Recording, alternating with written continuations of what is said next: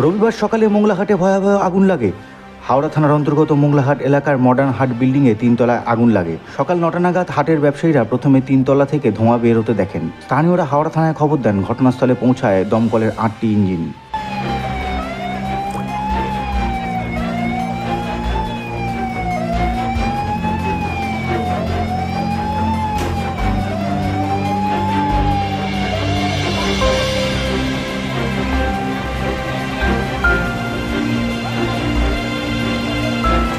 মোংলাহাটে প্রায় ছোট বড় 200টিরও বেশি দোকান রয়েছে। এছাড়াও সেখানে একাধিক গোডাউনও রয়েছে। তবে কি করে আগুন লাগলো তা এখনো পর্যন্ত জানা যায়নি। মডার্ন হাট বিল্ডিংয়ের 3 তলায় একটি ঘরে আগুন লেগেছিল। 8 नंबर इंजन हम लोग बुलाया है, थोड़ा टाइम लगेगा। কটা ইঞ্জিন? 5টা ইঞ্জিন এসে গেছে, 3টা অন দা ওয়েতে আছে।